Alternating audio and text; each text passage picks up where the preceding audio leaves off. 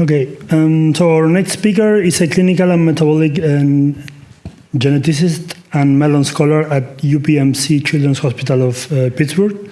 She co-founded the Plain Community Translational Medicine Program at UPMC in 2016, which provides clinical care and research opportunities for patients from the Plain communities, primarily in Western Pennsylvania. Dr. Galul Gonzalez leads multiple clinical and research initiatives within the population. She also serves on the research committee of the TANGO2 Research Foundation, and her laboratory is dedicated to understanding the function of TANGO2 and the pathophysiology of TDD. Please welcome Dr. Lina Galul Gonzalez.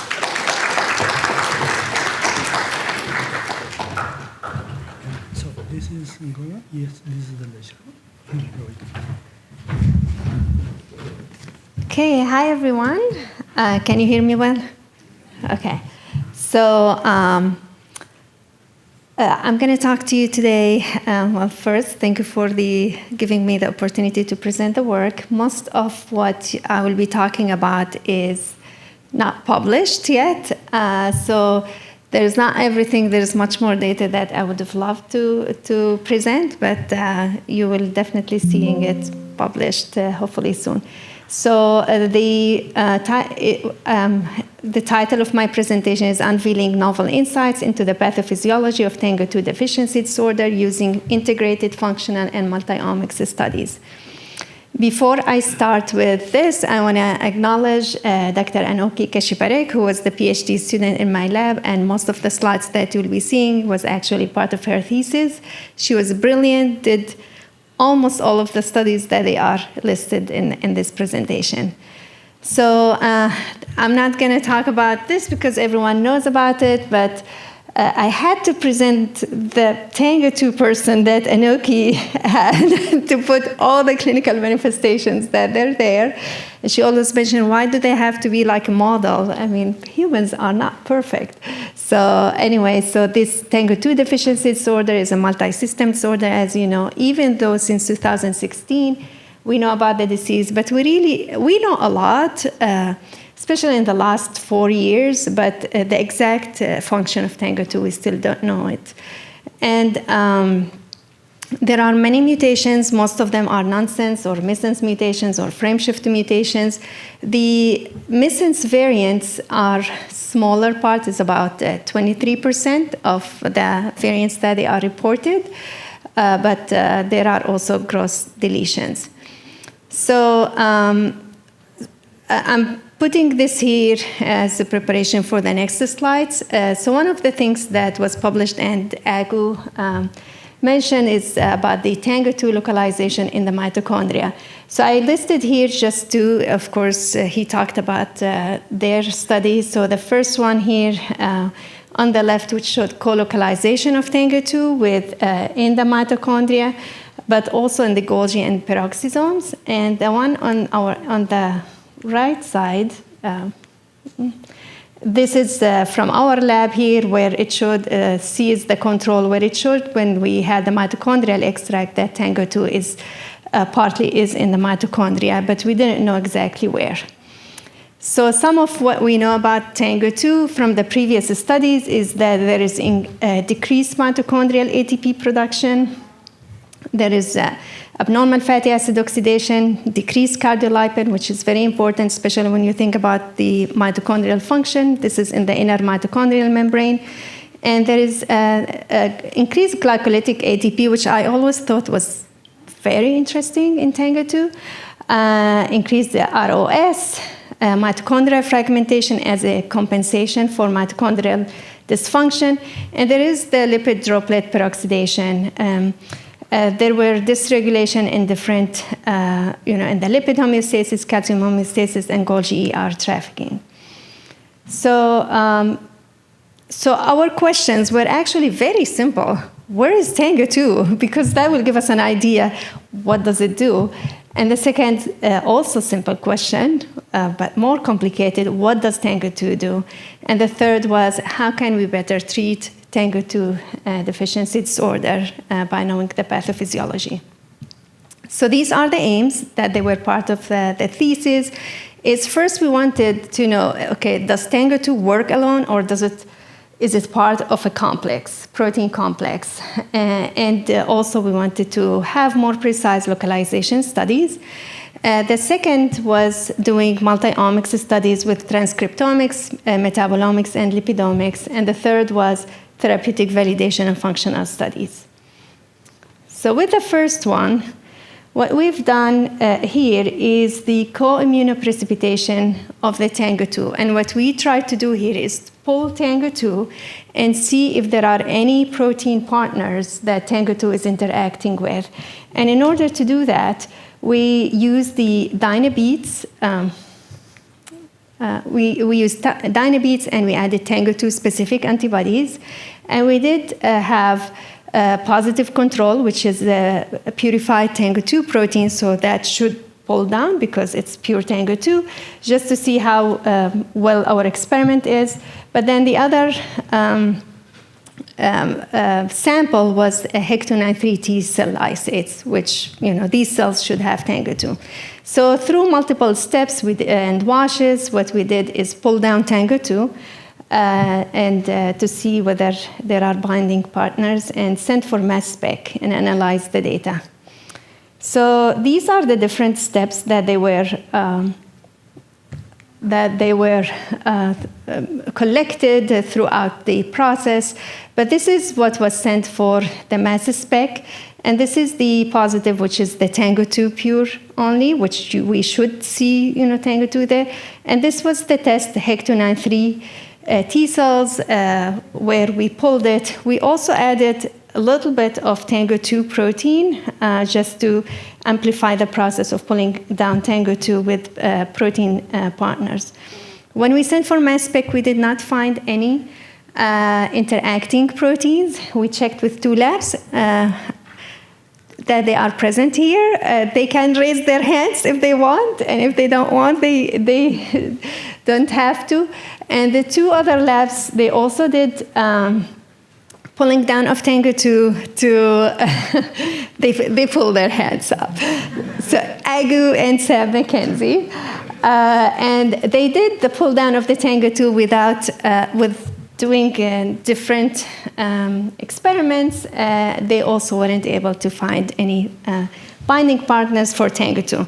So that tells us that TANGO2 is not part of a complex. The other thing, it tells us if it interacts with other protein, it will be transient, but it's not binding, to them. So as a next step, what we did is localization studies. We wanted to see where is TANGO2 in the cells.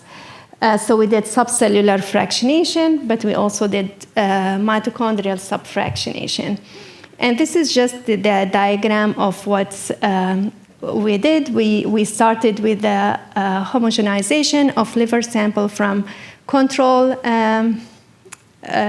mice liver, and through different steps, even though it looks simple, but this was complicated, especially going through the mitochondria, which I will show in next slide.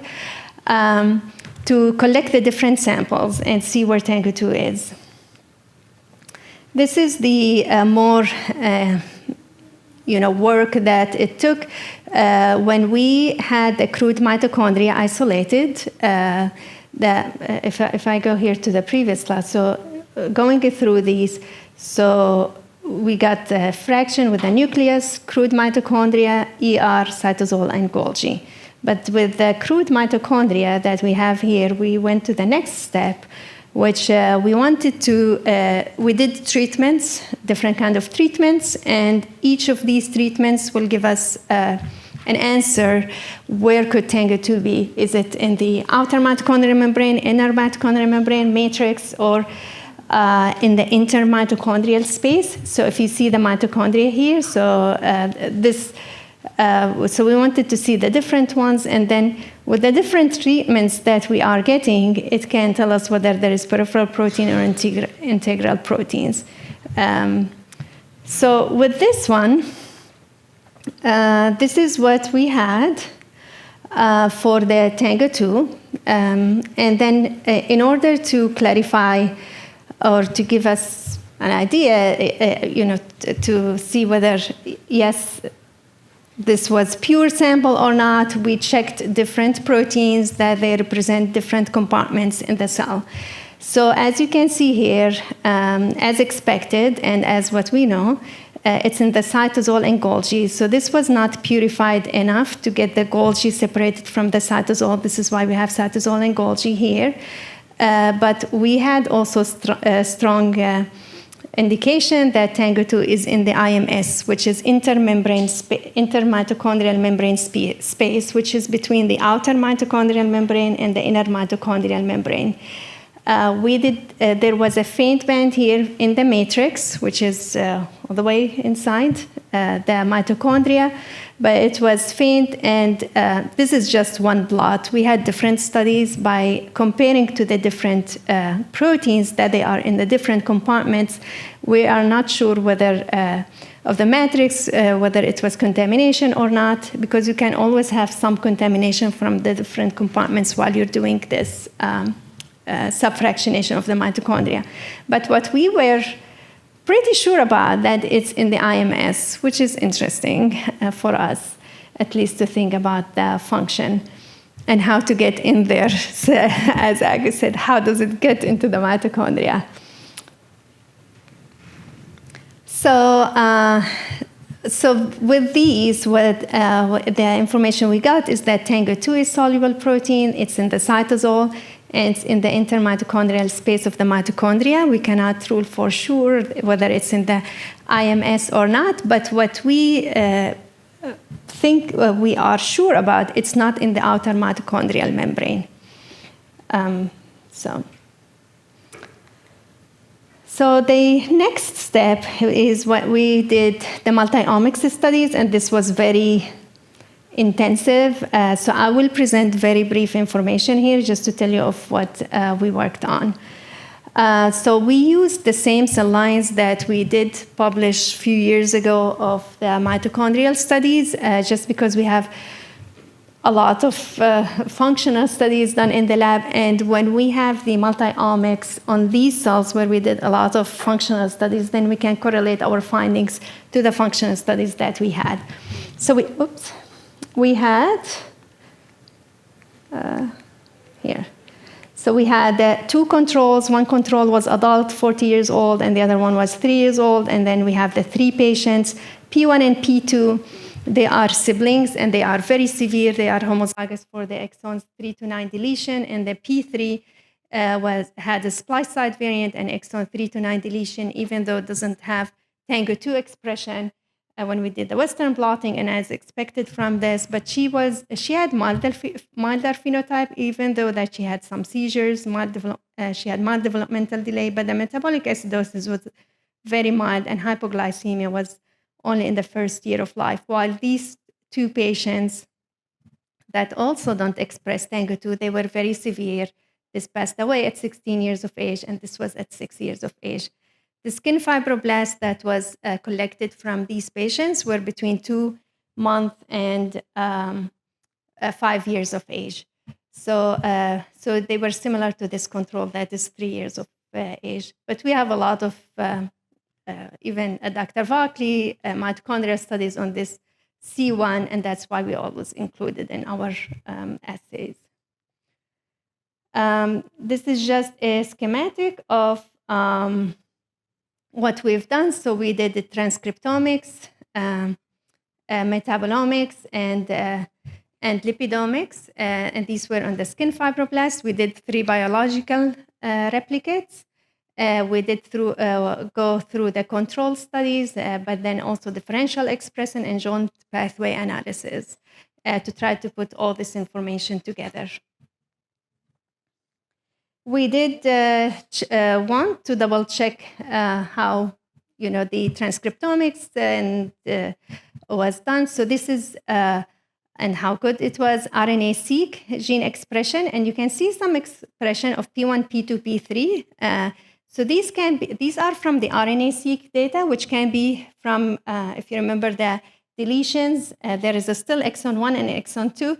So there might be from those exons this expression, but when we did qPCR gene expression, we didn't see any expression for P1 and P2, and very minimal for P3. And with the Western blot, there is no expression protein for P1 to P3 as expected. The very first step is really to look how good our data is. So we did PCA for the transcriptomics data for the gene expression, and we were quite happy when we saw that there is the controls, that biological triplicates, they are clustered together, and also there are the patients here, P1, P2, and P3. P3 was, further from P1 and P2, it's milder and closer to the controls. For the metabolomics and lipidomics data, we did the PLS scores, and which showed that the C1, C2, they were more close together. P3, that was milder, was interesting. The three biological replicates were close to each other, but it was further from P1 and P2. So we were quite happy with this to go to the next step and do the analysis. MOFA is the next, what we did is integrate the transcriptomics and metabolomics data. And we did MOFA for this, which integrates the omics data together to identify shared patterns of variance. So usually factor 1 is the one that shows most of the differences between the samples that we have, but there was, they didn't cluster as in factor 2. And this could be variable based on technique, culture, like different things. But factor 2, if you look here, this is C1, control 1, this is C2, and this is P3, and this is P1 and P2. So what we did is use factor 2, pull the information from factor 2, those genes that they were expressed there, and analyze those, because this is where we saw most of the differences between the patients and control.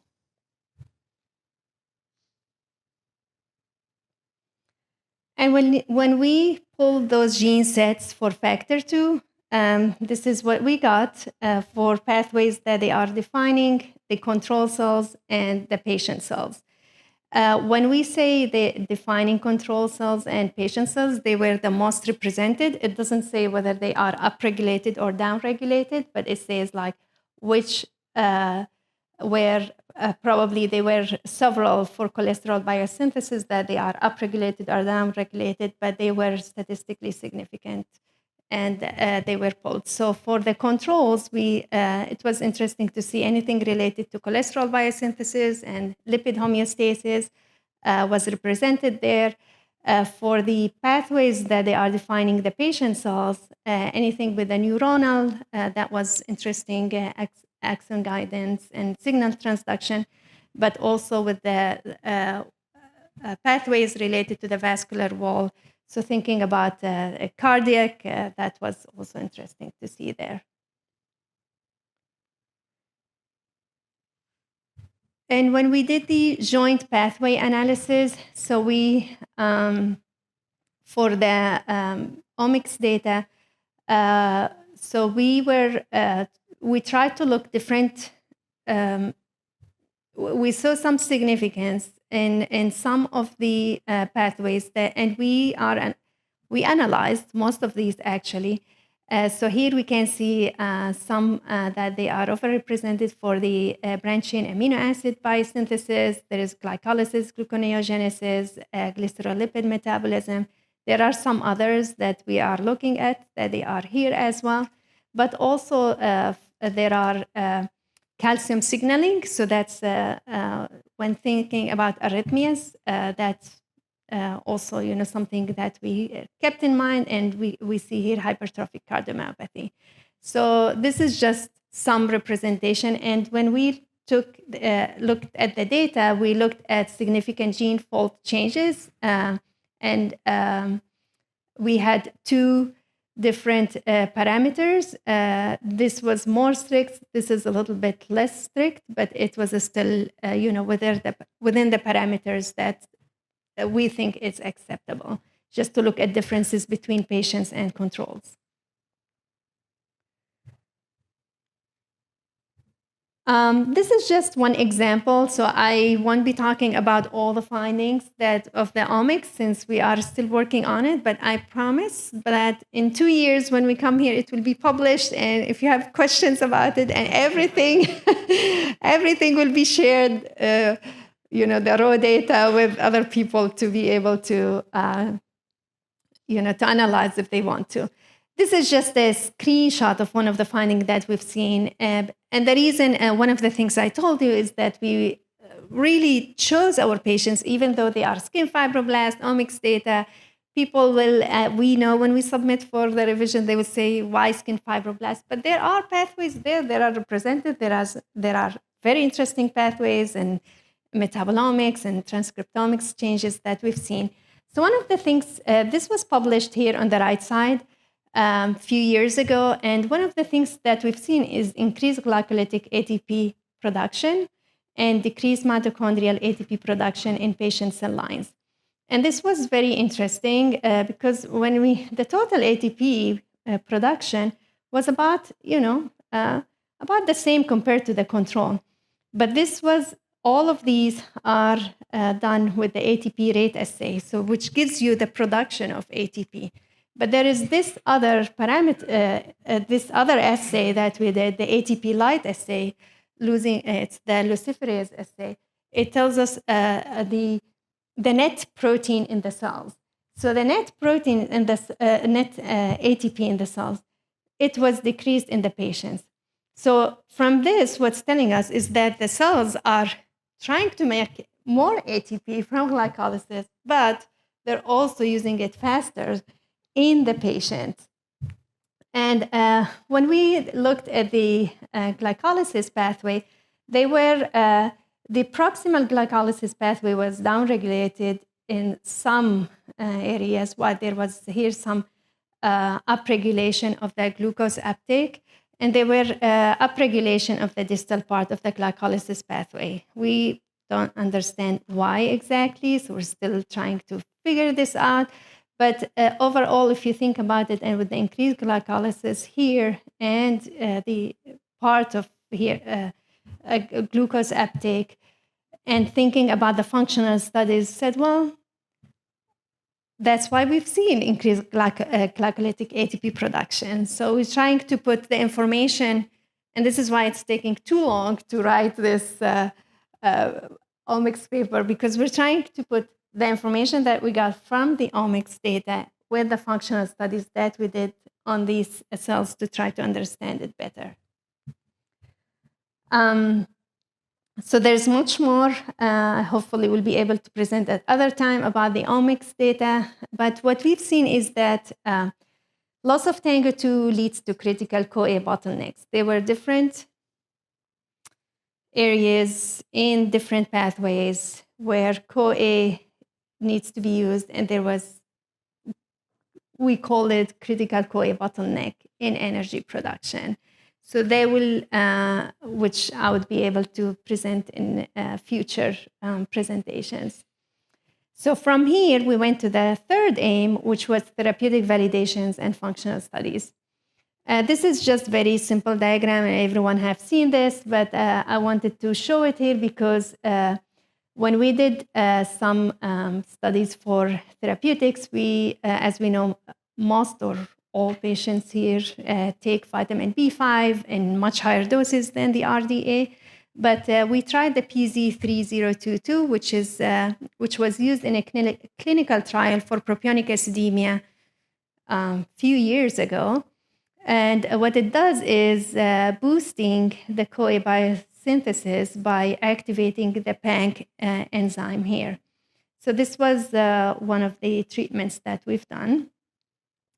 And what we also did is with the multi-omics data, the cells that we used, we also have another set that we treated with B5 2 millimolar for 5 days, and we sent for multi-omics, and we are, I don't present this here, but there were reversal of certain catabolic imbalances in TDD. Not all. It definitely does not reverse everything. I would love to see that, but it does not. And that's, if it would, we would have seen that our patients with TANGO2 don't have any issues at all with the B5.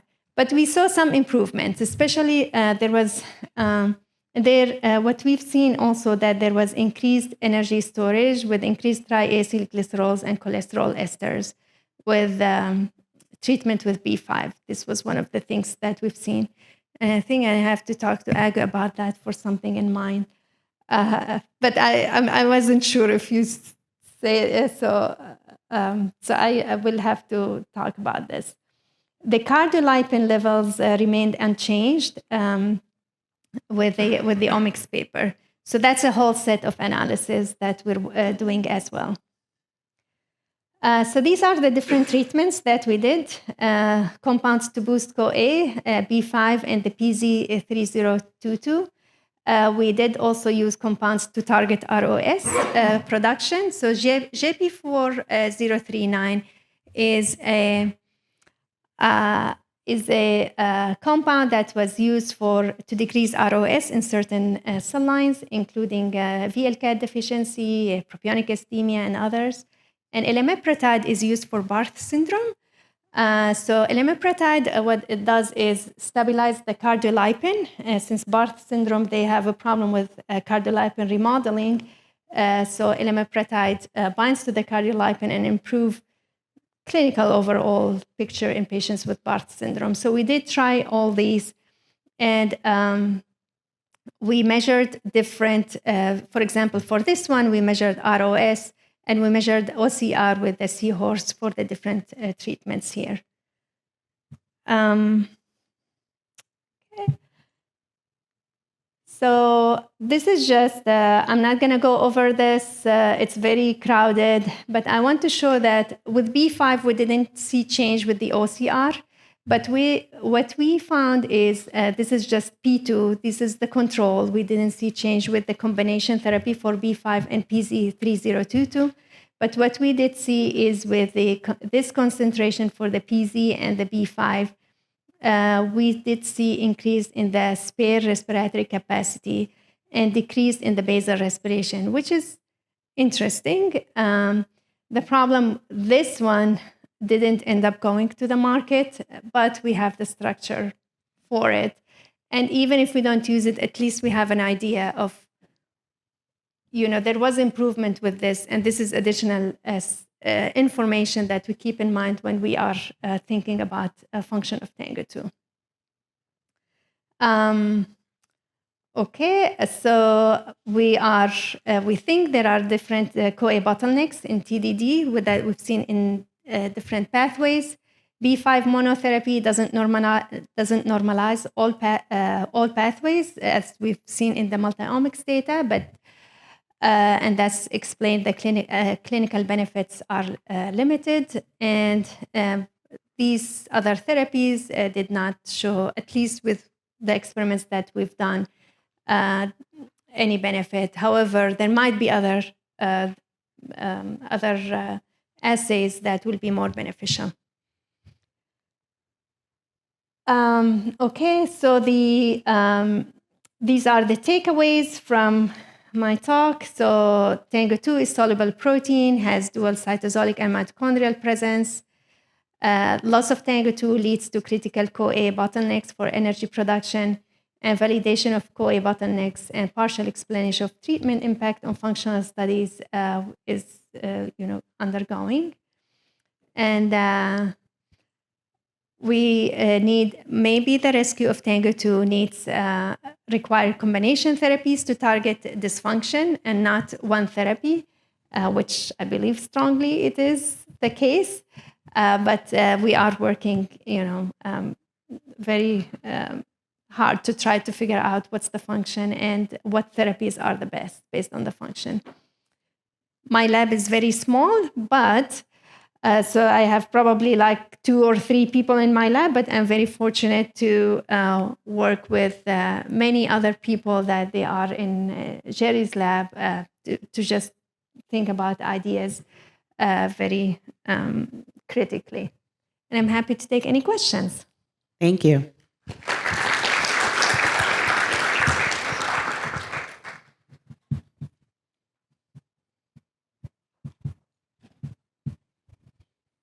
Hi, Lena.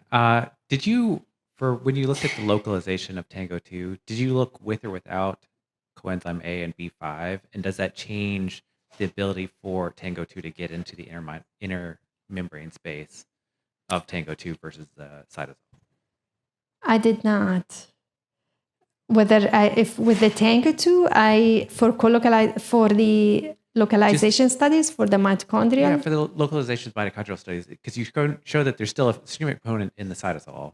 Yes. Yeah. There's some in the inner membrane space. Yeah. If you add B5 or something that increases coenzyme A levels, do you have an ability to shuttle it in more effectively? Is it riding along with acyl CoAs into the inner membrane space?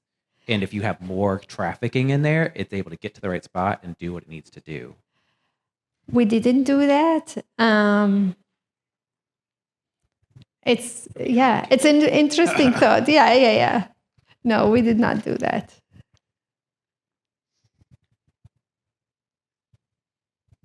Hi.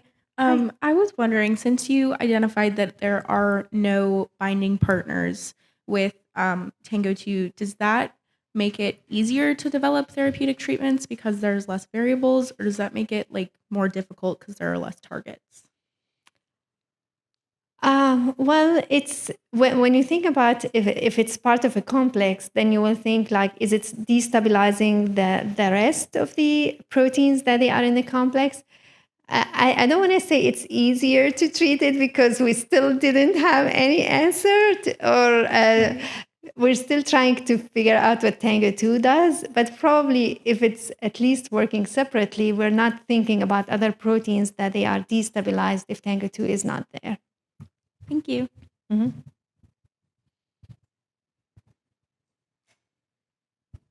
Just a comment. We did our similar assay, and Lily Wang is over here. It was on her iPSC cardiomyocyte line. We did see that there was a little bit of crystalline A signal, and for the real connoisseurs in the room, there was a paper that showed TANGO2 might bind with crystalline A and have some role in desmin organization. So that was the one thing that kind of popped up out of our data set. Jury's still out on to what degree that's playing a role in the disease. Yes, thank you, Sam. I saw that paper. It's just, it's hard for me still to think about desminopathy in TANGO2, but it is, there are things we don't know. Yeah. Mm-hmm. That was a really great talk, Lena. I learned so much. Thank you. I was going to ask, you treated some of the cells with Forzenity and you said there was minimal improvement. Would you hypothesize that patients with a more prominent cardiac phenotype would benefit from it versus the ones who have more of the neurodevelopmental phenotype? Again, I know it was preclinical, but based on your hypothesis. Well, we did see improvement with the other two, but since it's a lot of data, so with the P1 and P2, but the most improvement was for the P2. P2 does not have cardiac involvement. P1 and P2 also don't have cardiac involvement. It's more the neurodevelopmental seizures and metabolic acidosis for P2.